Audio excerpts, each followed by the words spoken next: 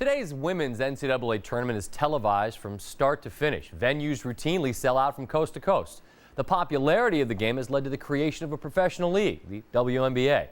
All of this must seem just a little bit remarkable to a group of women who were known as the Mighty Macs. On this Easter Sunday, ESPN.com's Greg Garber takes us inside a tiny Catholic enclave that started it all with a little help from above.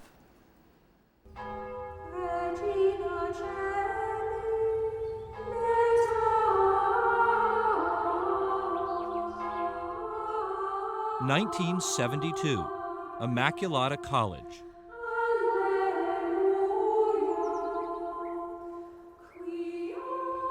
A Catholic institution of only 400 women, just outside of Philadelphia.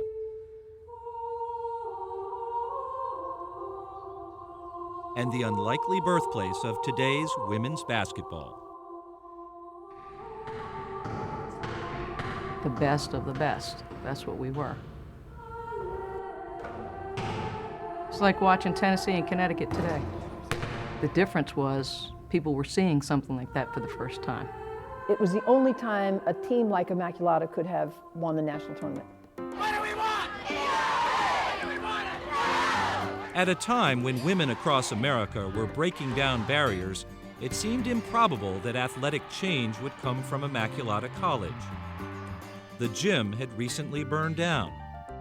There were no scholarships, no budget, and the uniforms belonged to an older time. Tunics with box pleats. All the girls wore their own white blouse underneath and bloomers, and that was our uniform.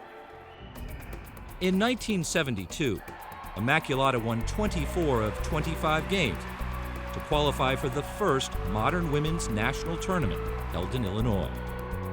There was never any talk about, our goals are to get to a national championship, because we didn't even know there was one. They could only afford 8 of the players. There were 11, only 8 of us could go. So can you imagine telling, we're going to go play in the national championship, but you 3 can't go?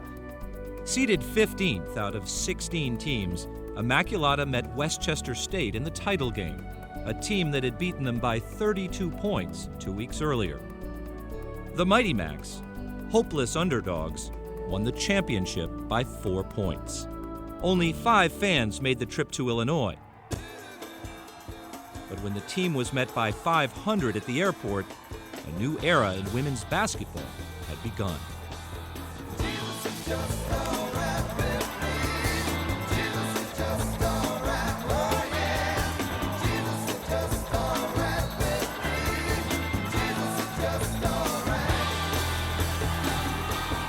When you're winning, you're golden. And we were winning. The Mighty Macs went on a 35-game winning streak, won the national championship again in 1973 and 74. We're playing in front of packed gyms. You can't get a ticket to get into the place on a Saturday afternoon. They inspired a daunting, sometimes disarming following among the sister servants of the Immaculate Heart of Mary. One of the things we found out that really could make noise were buckets, empty buckets and sticks.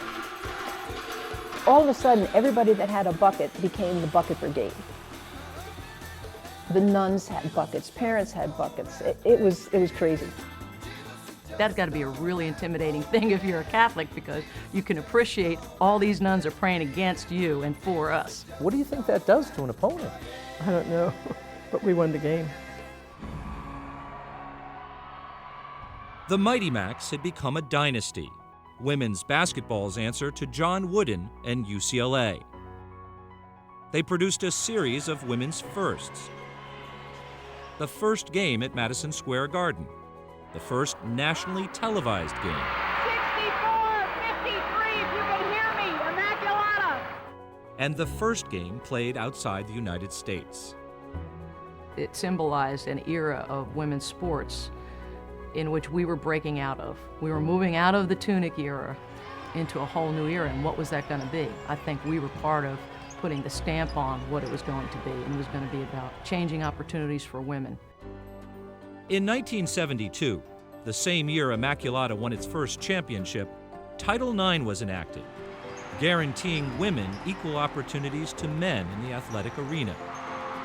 Bigger schools were now compelled to give women athletic scholarships, but Immaculata, which had no men, was not.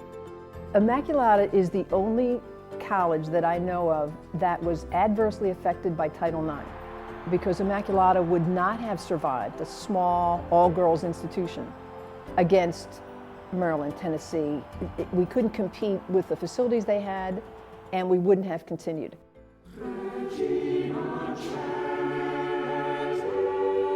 After 3 more national semifinal appearances, Coach Kathy Rush retired in 1977 with a record of 149-15.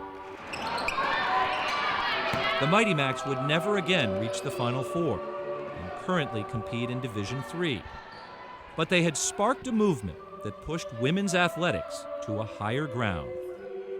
I think Immaculata, being an all-women's college, provided an incubator for women to pursue any opportunity that they thought was possible. And we were encouraged to believe that anything was possible.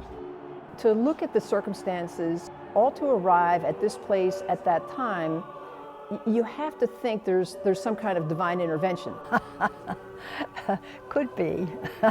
I'm never going to rule out divine intervention for anything that turns out well.